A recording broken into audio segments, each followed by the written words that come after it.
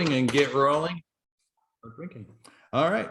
Well, hello, everybody. Thank you for coming to this week's Tipple's Wine of the Week live tasting presentation with Elizabeth and Jeff Beaudre, the owners of Tipple's Brews and Wines in Gainesville, Florida.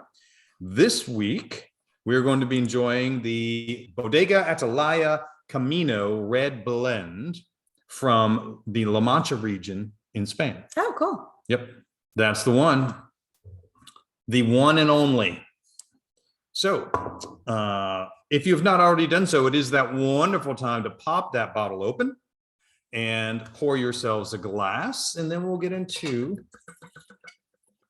talking about it. Okay. Look at that guy. Thank you.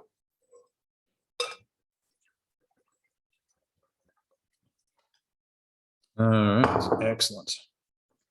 Dark and purpley and delightful.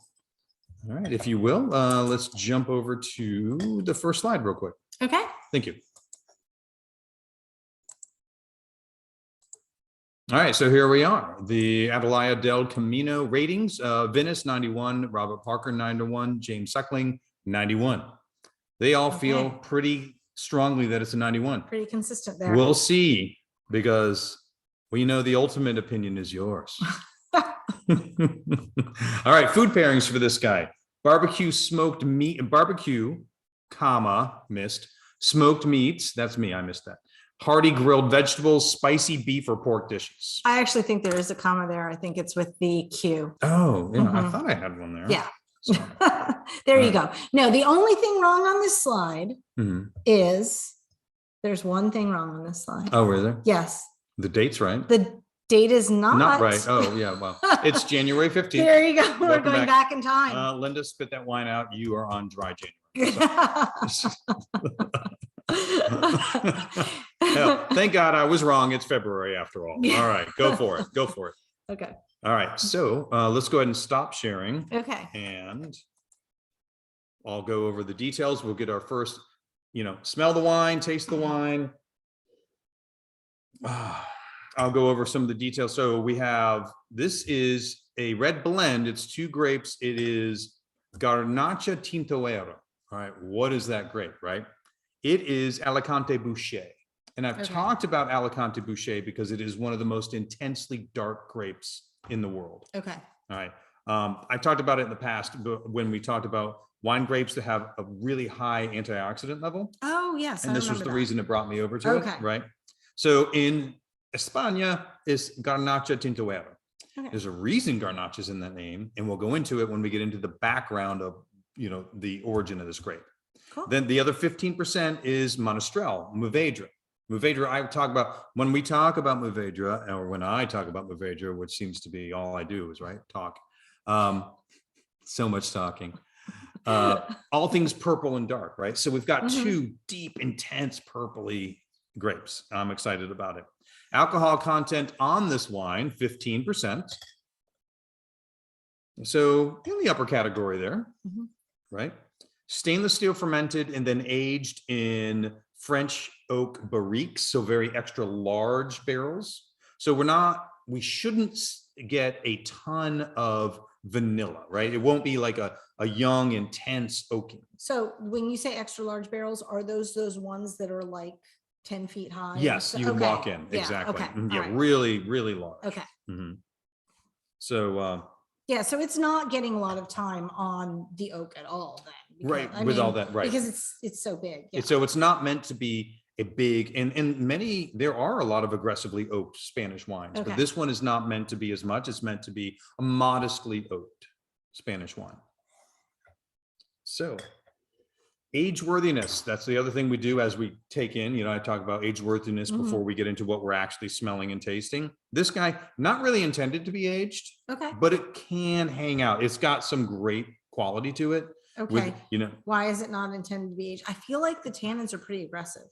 Good call. Yes, exactly. And that is one of the Alicante Bouschet things. So because of that, it can. Okay. Even though this is not a very expensive bottle of wine, I know you never know what it is. We're talking sub 20. Oh, wow. Okay. Sub $20 bottle of wine. Okay. But it was meant to be, and here's why fresher, right? Is because they wanted the fruitiness to be intact. Oh, okay. So that's the intent They of what don't they're want styling. it to evolve. They don't want you to taste it evolving.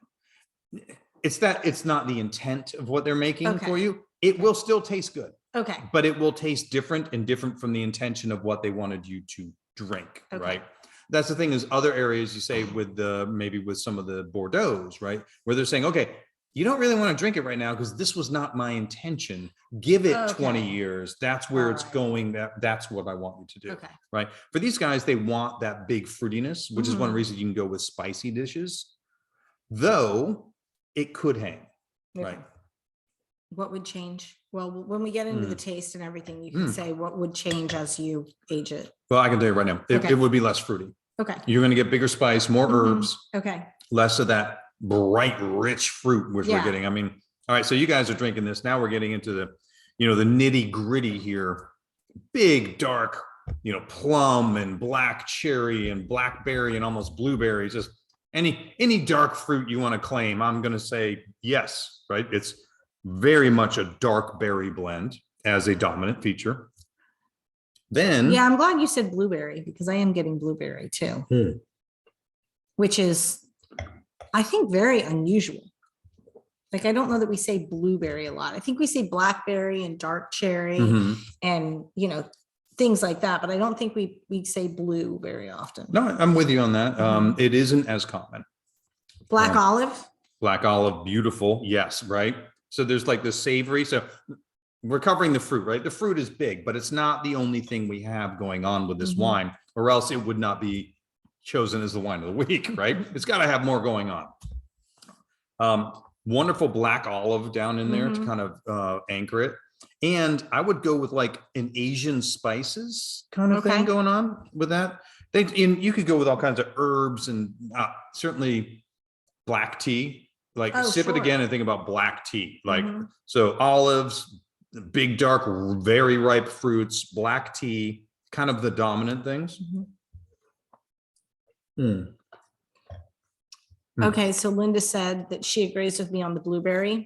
Also pepper, sage, or rosemary. Yeah, something earthy. Right. So there's character here. Yeah. It's not without those things. If you had just the fruit and an aggressive oaking and you just had the fruit and vanilla, that would be, to me, a fruit bomb that would be beyond what I would enjoy. Okay. I'm not saying no one would, but it would not be something I would enjoy. Sure. I need the black tea, the herbs, we're talking about rosemary, sage, the pepperiness is certainly there. Exotic spices. And, this one is not for me. This is one that I read and I thought, well, that's intriguing. I can't wait to explore this. Toffee. And now if you think about toffee, smell it again. There is a high point toffee note on that nose to me. Now they can say, oh, well, you're thinking that because you read it, but I honestly do think it's I can do it on the nose. I'm not getting it in the taste, but I feel like, I'm getting that herbiness and stuff that Linda's talking about kind of on the back end. Like forward, I'm tasting the fruit, and then kind of on the back end, I'm getting that more earthy. Sure. Violets, little floral violets. I get that more on the palate. Real nice purpley floral thing. And then another one, and I get this, is a little bit, when you go with that olive, a little bit of they say a meatiness. I would go more with beef jerky. Oh. Like going with the olive, a little bit of like a meaty, spiced meat kind of component.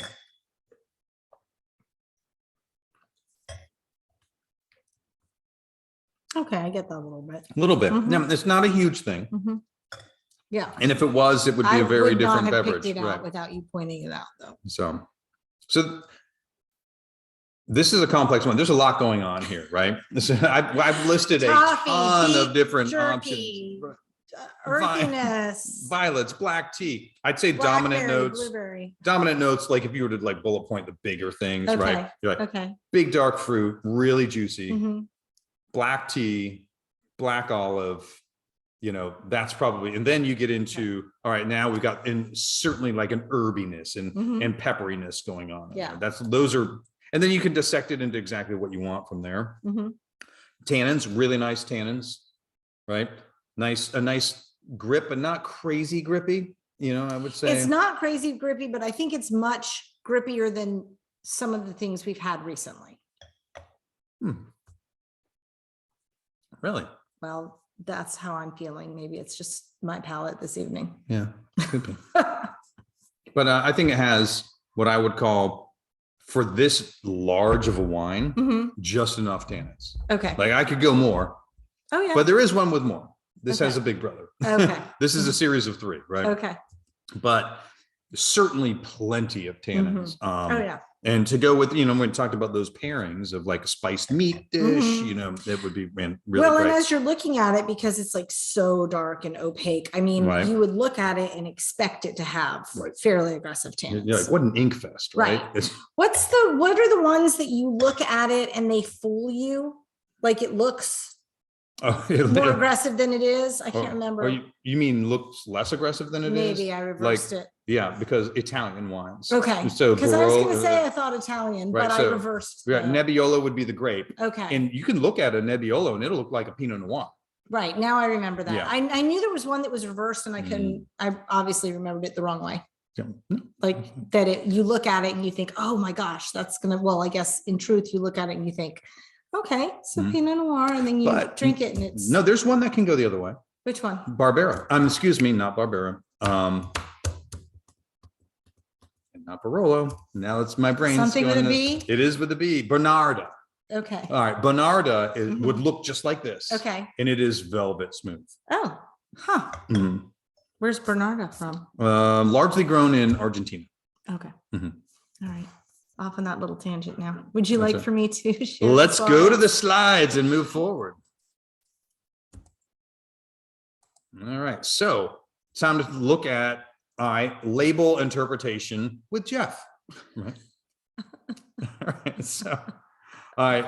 La Atalaya del Camino. All right. That is the thing. If you see this on the shelf, you're going to see La Atalaya next to the other guys. That is the name of the winery, right? Okay. Del Camino is just simply a name to differentiate it from there's Atalaya Laya is the entry level. It's actually about $11. Okay. Quite nice.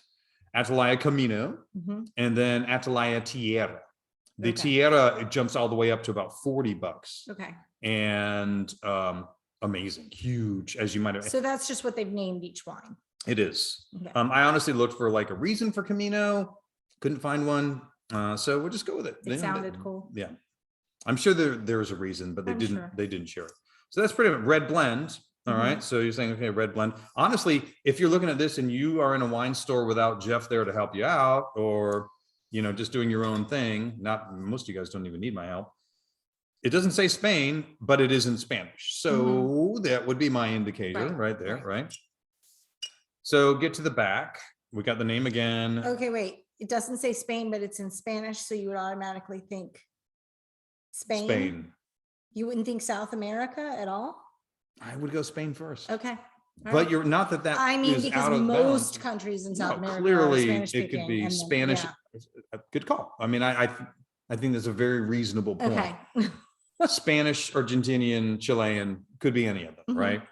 So we get over here and the so we got the name again. They do give you the grapes in the percentages, which I always like that. See, I appreciate knowing what's in there. We don't see that on labels very often, right? The percentages, especially old world labels, right? They like to keep everything hidden. A lot of them, now the Spanish don't do this as much that they do it some. Some do, some don't, right? Okay. So if you go to Rioja, they're just going to say, hey, this is a Crianza. Okay. And you're like, what does that mean? So do you think they're doing this for exporting?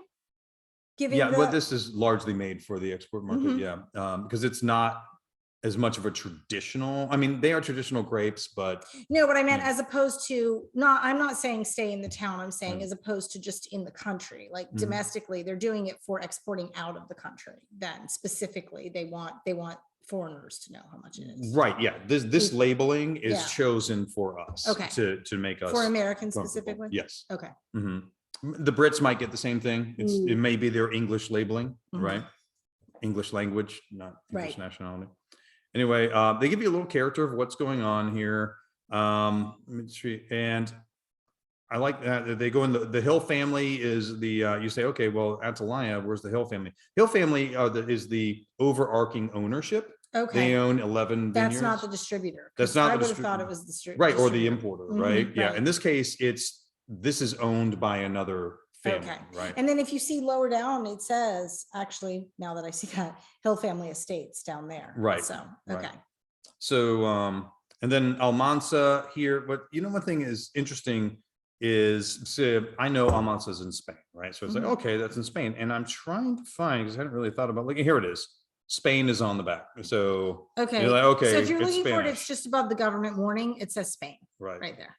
But not the easiest thing to find. I mean, if you're looking, is this a red blend? Why, Well, it could says be red blend on the front. right. So if you look at it as a red blend and you look at it in Spanish, I mean, could it be Paso Robles, California? Could it be Argentina? Could it be? Okay. Yeah, it could be. Like, Right. we had to kind of dig a little deep To find that it was, Now, I don't know a if product of Spain. right. I don't know if their point was to say, hey, want you to be comfortable. Maybe you just want a red blend, and Okay. maybe you'd be afraid of Spain. Okay. So Right. if that was their goal, then that's fine as well. Nothing wrong with that. Alcohol clearly designated 15%. Pretty high. Right. 15%. That's got to be on one of the higher ones besides going down to what, New Zealand or Australia for us. Like, yeah. yeah. Because I think we hover like most often probably about 14 and a half. Very true. With the reds. So what are we not seeing on here, right? So we see denomination de origin, all right, Almansa, right? So that tells me, all right, that is a subsection in Spain, but we don't see any estate grown. Okay. That kind of a thing. Right. So they're not really making direct statements about control over the grapes. Okay. So what they actually are is they purchase, we have some chat items too, which we'll catch up on. Okay. They purchase the grapes and they vent them themselves. I know this, but it leaves the question out there a little bit. So if I were looking at this bottle, the conclusion I would have is say, all right, it comes from a specific area. It comes from a specific area in Spain, right? And it isn't necessarily an estate wine. Does that mean it's going to be bad? No, because we've learned about negociants, as we talk about. Right. Lots of amazing growers buy their grapes. But I would assume, looking at that, they purchase their grapes. They actually control most of their grapes, but it's not really stated on the thing. But they actually control their grapes. So that's very cool. But it leaves the question out there, right? It does. It's once again, yeah. You pull what you can off the labels, but they, So, all right. So some of the comments are about the flavor, some balsamic and fig. Love it. That's yes, what Chris said. Absolutely. And then Jerry translated for us, the watchtower of the highway. Oh, okay. Nice. All right. So that must be, good fun taste. One of Sherry, John, or Terry. I'm not sure which one. So that must be like a regional, focal point there. All right. So I love it. Thank you, Jerry. So Alicante Boucher, I'm going with that one because we've talked about Mourvedre in the past, Monastrell Mourvedre. So qualities to this guy: black cherry, blackberry bramble, black plum, right? And black pepper. You guys picked that up. Nice. Sweet tobacco. I like the call because that could be flavor that we were saying. Exactly. When you're talking about herby, you're like rosemary, sage, you're all over the place. Yeah. And so any of that herbiness, it doesn't mean, and I'm not saying that sweet tobacco is the correct answer. What I'm saying is I get all of them as reminding you because there's clearly a vegetal nature that is coming through. Well, and when we look at this is more of an overview of the grape, not this specific wine. Exactly. Good call. So is it dry? Yes. Would you call it bone dry? No, it's moving toward the middle. Oops, sorry. And I think that's correct. It doesn't have residual sugar in it, but it's so fruity. The perception is not going to be bone dry. Sure. Right. Full body on top of the scale. Yeah, this is a big weighty, and that's separate from tannins. That's the weight on your palate and maybe a bit of viscousness. Medium high tannins. Absolutely. I'd give this guy, medium high. Medium acidity. It does have, I would say this guy's more medium low or medium acidity rather than medium high. Okay. But it is enough that it, even though it has some reductive qualities, we're talking about like balsamic and that kind of a Sure. thing. It does have a tartness to it, you know, so Oh, for it's not sure. without its acidity. Mhm. And that will definitely help it with aging as well. And the alcohol content, we're at the top of the range. So let me ask you a question as far as the full body goes. We Mhm. can go back to the color a moment. The darker the wine, the fuller bodied, Usually, usually. yes. Okay. What about Absolutely. Italian wines? Actually, usually, yes. Usually, so what'll yes. happen, which is Okay. why Italian wines are a great example Mhm. of the difference between body and tannin, Okay. right? Because a Nebbiolo and a Barolo is a medium bodied red with intense tannins. Mhm. And a lot of people mistakenly think tannins and body are the same thing, Right. but they're not. Yeah. They go together a lot of times though. Oh, probably, sure. which is why. Yeah, exactly. Yeah. You're right. Many times you've Mhm. got heavy body, big tannins. Okay. It's most commonly that way. And then you've got Italy saying, nope. Okay. Next, please. All right. Alicante Boucher, bred by Henri Boucher in 1866. Now, here's what's interesting about this, and it's going to go to our wine term of this of the wine term of the week. All right, so created in 1866 by botanist Henri Boucher. It's a black grape. So we get all of our red grapes, right? They're black skinned, but they're white. They're white fleshed, right? Normal. This is one of the very few, and there are really few, that is black skinned, red fleshed, which is why the intensity. Yeah, I don't think we've talked about that in the 2 years that we've been doing this. There's so few of them. Okay. Very, very few of them. In fact, we'll go over the three that make any decent amount of wine out there. And this is the only one you're going to find. Okay. like Alicante Boucher is gonna be the one. Okay. Right. Or as you know, as the Garnacha Tintoera. It's a crossbreed between Petit Boucher and Grenache. So they call it Grenache, which is Garnacha in Spain, Garnacha Tintoera. That's where they pulled the name from, right? Cool. An exceptionally healthy grape, lots of antioxidants, thick skin, plus the dark red flesh. The thick skins in this case for Spain, and actually there's a ton of this grown in Portugal as well. And what they do here is they don't have to worry because it's so dry and hot and arid where they're grown. It's not as much protecting from mold and disease, which it can in some other areas, thick skins. In this case, thick skins are preventing it from raisinating and having that intense sun and heat dry out the grapes before they get done ripening. Okay. So who's next? All right. So, and then you say, well, Alicante Boucher is a crossbreed with Grenache and Petit Boucher. Where did Petit Boucher come from? Petit Boucher. That was my next question. Was it? No. Oh, I've been caught flat-footed by you before. I'm going to tell you. Petit Boucher was created by Henri's father, Louis. Oh, that's cool. Yeah, Louis Boucher in 1824 made Petit Boucher, and it was a cross between two other incredibly obscure grapes. Okay. All right, that I didn't even write them down. I'm like, no one knows these grapes. They're not being used, right? But what is important is that original Petit Boucher crossbreed is what established it as a black grape with red flesh. Oh. That was why it happened. So it is an important background feature. Sure. So a black skinned grape with red flesh is called a tentura, a tentura grape. Okay. Tentura. It's tentura. Yeah. Okay. I looked it up. I had it repeated for me. I thought it might be because it was French, teinturier or something. Yeah, they said tentura.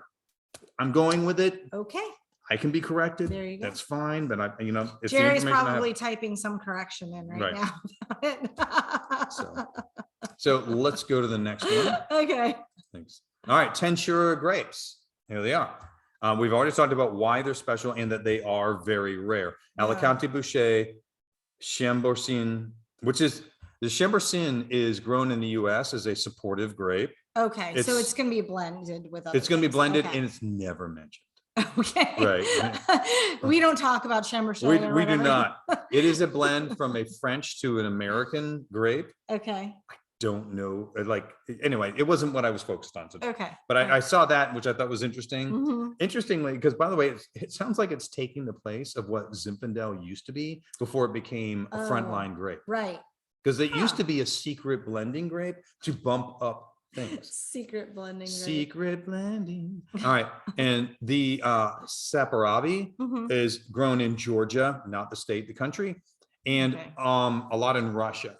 Okay. So really, evidently a very tart grape. So one thing about this is when you're drinking this, you would think, well, they're probably not very acidic grapes, but actually the Saperavi is a very acidic and tart grape. Oh, okay. So that doesn't remain. What is in common is the black skin, the red flesh. Mm-hmm. They tend to have a lot of fruitiness to them, and they tend to have a higher than, medium high to high tannin. But and those are the only three that are like that. Those are the only three that are in regular use. Okay. Right. There are some others out there, but I literally can't buy a sample. Okay. So, it's like, and even with these guys, I really, the other two, it's almost impossible for me to find something. And I have the ability to buy a lot of wine. Yeah. So once it becomes that obscure, it's effectively not something you're going to come across. Okay. Right. So anyway, so that's our wine of the week. So then the Tensure grapes. That's our wine term of the week? Black on red. Or no? Okay. That is the wine term in the description of the week, because it was uniquely applicable to what we're drinking this week. Yeah. And that there are others. If I can get that Georgian, I would love to. And if I can find any with the other blended in, I'd be happy. I'll share it. Yeah. But I wouldn't hold your breath because I've not seen it. So. Okay. All right. So next. Yes, please. All right. All right. Grape anatomy. So this slide's wrong. Yeah, right. It is. The inside is not red. This is my every week slide. Yes. So what we have, we have a very interesting grape in that you have all the way into the intermediate zone color. Yeah. Yeah. And, additional fruitiness, which I think really shows. Thick skin. So thick skin, you're going to have more tannin, you're going to have more color. Normally that color has to overcome the paleness that's inside, but it doesn't with this, hence this incredible color. Yeah. So, and by the way, the French origin of Tensure, that name actually has to do with staining. So, yeah. Okay, that makes sense. Yeah. Next one, please. All right, so where in the world are we?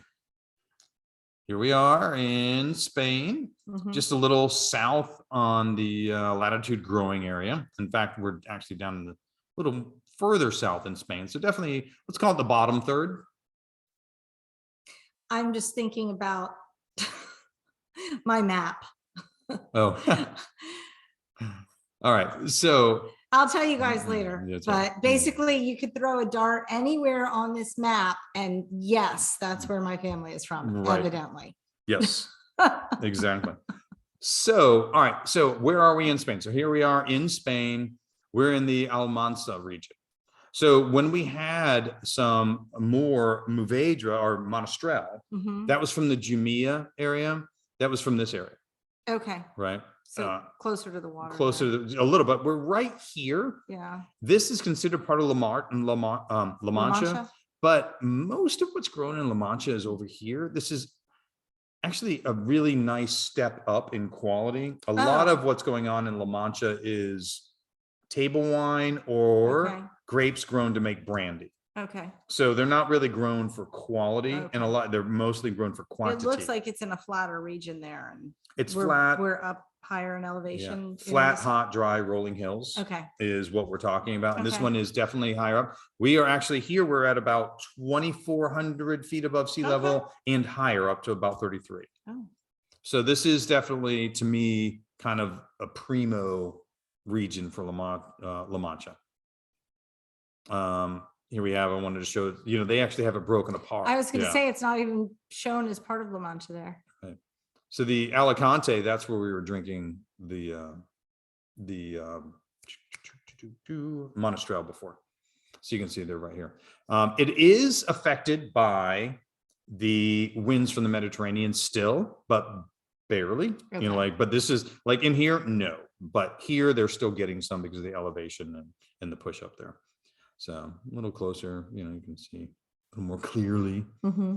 So limestone sand is basically what they're growing at. And you can see here, it's just dry, flat. But it's a great place to control what's going on with your grapes, right? So they have a high mineral soil, low water retention, and low organic materials. So you're going to stress out these grapes. Okay. They're going to force up some wonderful quality grapes because they think they're going to die.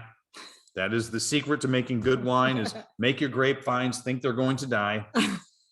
And all hand tended, very low insect problems. So they don't use herbicides. They're like, we're organic. They also, you don't need anything. Yeah. I'm like, sure. It's like, I'll give you props, but it was too easy. Right. Try Florida. So, but they're having to irrigate here because it does, A lot of times they don't. They dry farm. Yeah, they just dry farm. That's interesting. I like, how? Right. How do these things live? Right. They get just enough moisture. Okay. And they don't get a late season rain to dilute the grapes. Right. Okay.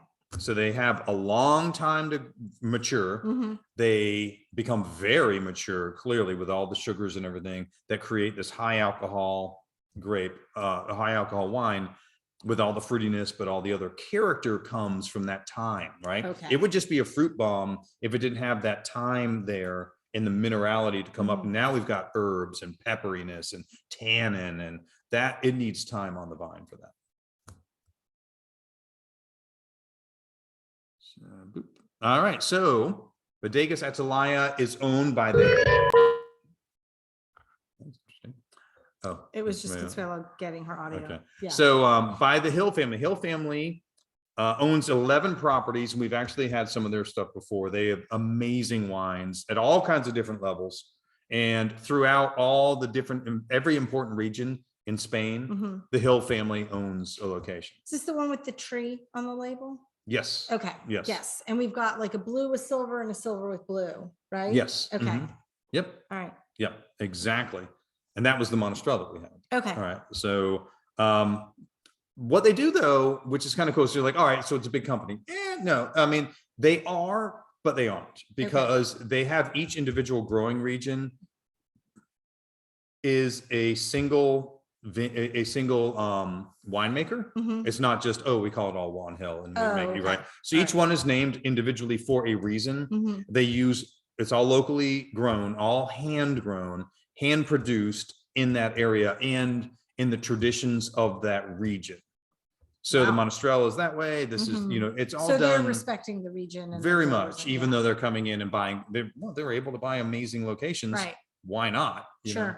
So talked about the elevation of this guy. So we're talking 2,400 to 3,000 feet above sea level. Mediterranean breezes make it in to help give it some kind of a break from the heat. This winery, it's one of their younger ones, began in 2007. Okay. But the vines were already there. So they're, they're good. Not all of them, but some. Hand-picked, hand-tended. And the original Juan Hill family began in the neighboring Jamia. Remember when I was talking about how close they were? Right. That's their original winery, was in that area. Starting in 1916, it's now being run by Angel and Miguel. So there we go. So yes, they're bigger, but they're still family run. Their family has been there for over 100 years with wine. You said 1916? Okay. Yeah. Yeah. So they've been doing this for over 100 years.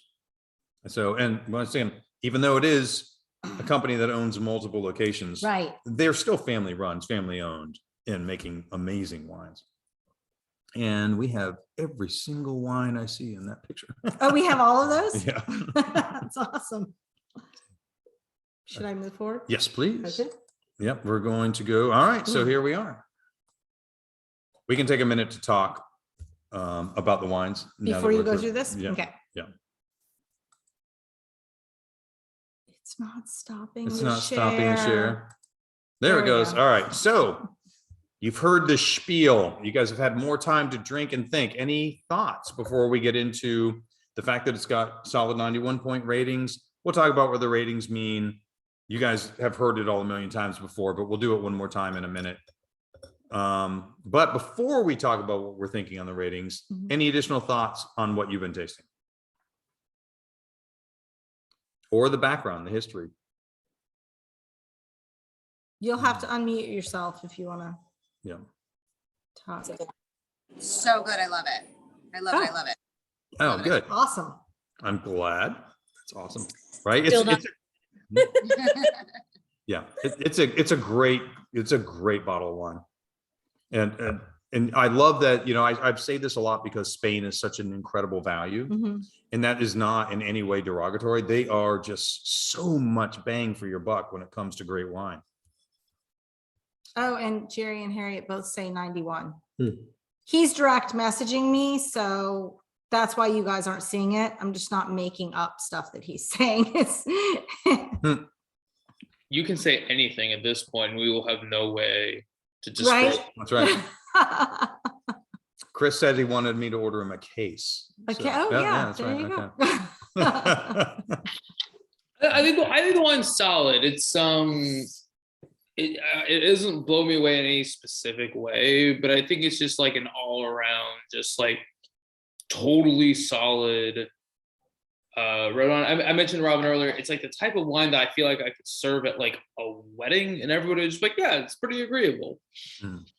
Yeah, I like that it has a big fruit, so it would apply to a really broad audience, but it's got character so that wine drinkers that have a little more time drinking a broader variety of wines can also be happy. Sure. So that's what I think. It's kind of a nice transcendent one where, yeah, your entry level wine drinker that's just kind of getting their mind wrapped around wine drinking can immediately be happy. Sure. But your guys and ladies that have had some more time and are looking for a little more terroir and character will also find something in Sure. That's there too. Okay, so we have different, more flavor, would want to drink for fun, like as a snack celebration, but not with food necessarily. I think if you had it with barbecue or like burnt ends or something, you might change your mind on that. I'm just saying. And then Laura, John, Linda, and Brenda, they all agree on 89. Oh, well, let's jump over to the slide so we can talk about what 89 would mean, because I haven't covered that yet. Okay. We do have some scores that have come in. Right. Yes. Yeah, we got a little ahead. Share. And then I will go back through all of the scores. Perfect. Thank you very much. So we have scores. All right. So this guy's been listed as just above the threshold into outstanding many times.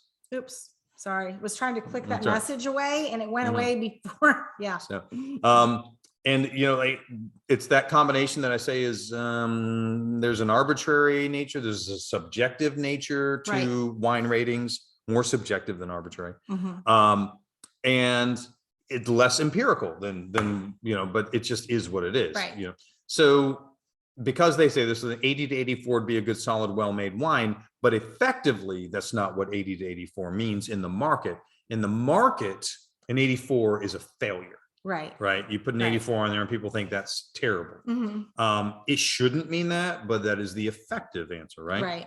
So an 89 still actually has some legs. Like if you go to the top end of very good, 88, 89, people will say, okay, you know, I'm not, you know, if as long as it's not a very expensive wine, they're good with that usually. I think we've had some that we've done in the WOW group that have been 88s. I did one. Yeah. I wanted to show that, you know, hey, and we all liked it. Everyone thought it was delicious. So, and it showed that that's a very good wine, right? With special qualities. So 90 plus, you're getting into the outstanding. And I totally get people saying, well, would I say it's outstanding? You know, but the effective thing is any wine that is, you're saying, yeah, that's a good glass of wine. I'd come back to this and buy it again. Generally, that's equated to an 89 or a 90. Okay. Right. So that even though you would say, well, why would that equate outstanding? Well, maybe Americans think a lot of themselves. I don't know. You know, it's like, I drink nothing but outstanding. And I've had people come in and say, I don't want to see anything under 90 points. Well, I think you're going to miss out on some great wines. okay, And especially there are a lot of wines that have no ratings. right. And, you know, wines pay to be rated. Not every winery does that, especially these small production guys. Mhm. So it's a great place to start a conversation about the wine. I don't think it's ever what you should just base it on 100%. Absolutely. And that's why I love getting all the ratings from the people tasting and say, okay, what do you think? So Right. bearing all that in mind, and you guys know why I say it, because, you know, and not everyone's heard it before. Mhm. So bearing all that in mind, we'll jump back to the ratings. Well, I want to say one thing too. Something could be rated a 96 and you could not like it. So, Oh, yeah. you know, something could be rated an 85 and that could be your favorite wine. I've had a 94 that I didn't like at all. Really? Yeah. I mean, it comes down to, do you like it? If you like it, drink it. If you don't like it, Yep. don't drink it. Yeah, absolutely. Okay, All so we have 491s. Mhm. No, sorry, that was Jerry twice. So we have 291s. Counts. We have 89 so we have 489s. We have a 90.5 from Linda and a 92 from Mhm. Paul. And then, okay. And the 89 group said, we think it would be better with food. So Mhm. Laura, John, Linda, and Brenda. Yeah. And then Chris, 87, Robbie, 88. I haven't heard that one before. So, Mhm. and then Sherry, John, Terry, I think it's the crew The thinks cruise, 88 to 89. 88, 89. Cool. Mhm. Yeah, which Yeah. very reasonable points on that. That's I Mhm. think it makes sense. Yeah, I Yep. think I don't see anything that I would think. He's never called you Robbie before this moment. Oh, believe you, from now on, you're nothing but We're Robbie just when you gonna come be into the Robbie store. the whole so- time. So, So yeah, I would have done a 90. nice. Yeah, Mhm. I'd go an easy 90 as Yeah. well. Yeah. Yeah. And I really do, like, as I sip this, I want some barbecue or Yeah, something with some it, food which would with be it. yeah. Mhm. Yeah. I A really nice- like it, but for me it's a 90. Yeah, Mhm. a bacon cheeseburger with blue cheese and all those rich flavors. This guy can handle it. I'm just wondering how many times you've gone to bacon cheeseburger with blue cheese. I really, This is really like bacon one of cheeseburgers Jeff's with blue favorite cheese. things. So unless he's drinking a white, pretty much he's gonna be like, oh, you know, what would You know what'd be really good with with this? I think a bacon cheeseburger with blue cheese. But yeah, yeah, it's got a lot going on. I mean, because even if you had, you know, if you had a side of skilleted onion and all that thing, this guy can Okay. handle Sure. all those flavors. Mhm. So it's a fun wine for that reason. And Okay, really yeah. flexible. And yet at the same time, you can sip on it on your own and say, Mhm. all right, that's a tasty wine. Sure. But there was a lot of fruit to it. I Mhm. get it. And I think that with food, that would kind of challenge that a little bit. It would be an Okay. excellent pairing. Balance out a little Mhm. bit. Yeah, and Linda said, and for the price point, she Yeah, thinks right? this is great. Yeah, that's the Mhm. thing. So Yeah. we're talking about, Sub let's 20. average it all up to 90 points as a Mhm. whole, Yeah, right? probably. Mhm. Easy 90. And you're talking about sub $20. Yeah. Yeah. So it's a winner to me. So, Okay. All right. Next. yes. All right. All right. So thank you to Wine Folly, 750, Wikipedia. In this case, the wine group of the Hill family, which was kind of listed under a whole bunch of different names. So that Okay. became a little bit more difficult. But, Okay. anyway, but yeah, they I tried to go directly to the Wikipedia Hill family is what you're saying? Wikipedia and then the Hill family, which Okay. is not on here. All right. I'm just going to thank them. Okay. Because this slide may or may not be last week's slide, as you see Bordeaux on there. And I was wondering. Yeah. I was trying not to state that. Why don't you go to the next slide? Okay. Hey, here's, this is going to shock everyone. wasn't this what we were This is what we were have? supposed to be drinking this week.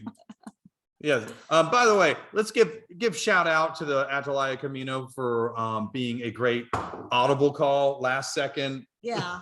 Having to step in when I was left high and dry. We were all left high and dry. Well, as everyone knows, we're still having supply chain issues. So, Supply chain, you know, yeah. it is what it is right now. But I am assured it will be here. Eventually we'll be out of the pandemic. So it'll be endemic and we won't have supply chain right. issues anymore. So I am excited once again to talk about heading to Stellenbosch, South Africa Mhm. next week with a wonderful red blend that is from the Glenalley estate. It's great price, amazing quality. I think it's going to blow you away for the price point. Again, You look and at that's me saying like a I lot. know what it is. And that's I saying a lot don't because we want- just had this one that's really great for the price Sure. point as well. Uh-huh. I think you'll be blown away again. And the backstory for what these guys produce, you know, it's just, I love it. It's so wonderful. Okay. So really cool pairings in these guys. Beef curry casserole, which is bobati, oxtail, eggplant, porcini mushroom meatballs. So we can get a little fancy next week. Yeah. Or, you know, you can make a steak. Could you have a blue cheese bacon cheeseburger with this? Yes. Okay. Yes, you could. You know why? It's red and it's not Pinot. There you go. Yeah, I would say like obviously Pinot couldn't handle Yeah. it. Yeah, a Schiava If you probably ever couldn't. want to butter Jeff up, you know what to get him. Get him a cheeseburger. You just with walk in bacon with that and blue and cheese. truffle fries. Oh Yeah, my god! There you go. I'll just be like, I don't care if it's a Thursday. I'll call Elizabeth it up. I'm eating it. Yeah, there you go. It's cheat day now. There. Okay, any All right. last comments or questions before we stop the share? Sure. This is my cue, right? Yes. Sorry. Oh no, you're supposed to wait to have a really good question after we stop recording, Yeah. like you normally do. Well, we can I've got yell a at few you. in my head, and so I'll ask all of them after the recording. But this is, I guess, kind of a wine tasting, wine novice cork question. I first opened the bottle, grabbed the cork, smelled it because I've seen other people do that, Right. and I'm like, oh, I'm getting mushroom. And then I gave it to Linda. She goes, okay, there's an earthiness to it. Mhm. Is that something that I'm getting from like the cork or the wine or both? Was I wrong? Was I, well, you know what? No, it's both. It's a combination. They're just playing together. So it's not necessarily, that's the thing. So what they're smelling for when people traditionally smell the cork is something that would be a real musty mildew smell, because that would be indicative of cork taint. Oh, so they're smelling it to see if there's a problem. Yeah, they're really smelling it to see if there's a problem. They're not Ah. evaluating the wine from the cork. Okay. They're evaluating the cork before they even go to the wine. Okay. It is something that isn't necessary because you know what? If this is bad, when you go here, you're going to be able to tell very quickly. But why not? You know, like it doesn't hurt. Evaluate one more thing. You know, to me, what I look for, Mhm. not as much smelling the cork, is look at the sides of your cork because it's been laying down sideways, hopefully, and see how far the red goes up the cork. What you don't want to see is red from the wine going all the way up to the very top of the cork where it would have breached. So we're good. Okay. Okay. And That's that good is to to me know. the most important thing that I'm looking for. Okay. So when we look at this cork, then Mhm. it's for ours is fairly light on the end. I don't know if you Yeah, guys which can is see it. funny, right? Right. I would have expected it to be quite dark because I think when I uncorked the one last week, Mhm. it was very dark last week. So part of that, Mhm. good question. Part of that is time and bottle. Okay. All right, this is a 2019, Okay. right? So if you So did it's been age 3 this, years. it's going to soak in, get darker and Okay. darker and darker. And also but it can also be the cork. Oh. The cork may or may not accept as much of the color Ah. based on the material. And so you say, okay, synthetic cork's not going to get as much, Right. you know, but also, you know, cork is a natural material. Some is going to accept more color than Sure. others. So Okay. there are multiple things at play on that. Okay. So it's not clearly indicative of any one thing. It's like when they stopped using legs to evaluate wine, right? Okay. Um, Because that doesn't really mean anything. it doesn't mean, like, here's the problem. It can mean, all right, ooh, look at those thick legs and they're coming down. Mhm. It can mean that there's a higher alcohol content in this wine, Okay. right? Which there there is. is. Yeah. But Mhm. there are certain other wine, grapes, Semillon is a good example. Mhm. Viognier is another good example, that are just kind of viscous. Okay. Right. So then it doesn't mean about the alcohol content. And so because it wasn't consistent, it's not something that is now used regularly as an evaluation tool. Okay. So okay, so the cork, that's more of an evaluation of is the wine good, bad? Yes. Is this an indicator? Right. The Yeah. Was if it shaking- was baked, like that would be the thing. Like if it was mistreated and overheated, the wine will actually come up to the top of the cork and you'd see some dried on top and that kind of a thing. So it's a great way to evaluate the treatment and success of storage of the wine. Yeah, and I've worked in liquor stores and I've seen that. So yeah. Oh, well, there you go. And then the shaking of the wine, the twirling of the wine. Now we're no longer looking at the legs. This is more of an aeration, warming the Yeah. wine up now thing. Yep, very much. It's basically aeration and the fact that because I'm so used to aerating my wines, I just do it out of habit. But I mean, Okay. it is an aeration. But it is thing, aerating it, right? yeah. But if you're doing a white wine, it's just habit. I do it with all wines now Yeah. because it's habit. Yeah. But yes, exactly. But it's to aerate it. It's not really to do that and say, oh, let me look at the legs. It's just, that's kind of gone by the wayside. Okay. Okay. And then my last little just comment, I had this with barbecue ribs from Top Hog, and OMG was fantastic, which is why I rated it an 92, which Yes. coincides and goes along with I think that I'm doing a lot of these ratings based off of what I'm having with it. Yeah. And that's wine. The The correct wine- pairing is going to make you like whatever the wine is better, It right? elevates both Okay. items, which is the wonderful part Yeah. about wine with a meal. I mean, I'll drink wine alone all the time. I just did. Right. And I enjoy it. But wine with a meal is something special, especially with the right pairing. Mhm. Yeah. Well, that's probably why, like Old World, that's their thing, is the whole pairings Oh, thing, absolutely. because it's elevating both of them. Well, it's like it's a good thing. One of the kings of pairings where it completely changes your experience is Chianti. Oh, really? And we talked about that during the time. Yeah. Chianti, like just drinking a Chianti. Oh, I'm gonna sit by the pool and drink a Chianti. No.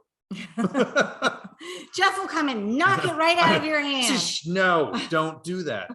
Put it with the proper food, and you're like, oh my goodness, Sangiovese is amazing. Yeah. But it's just not.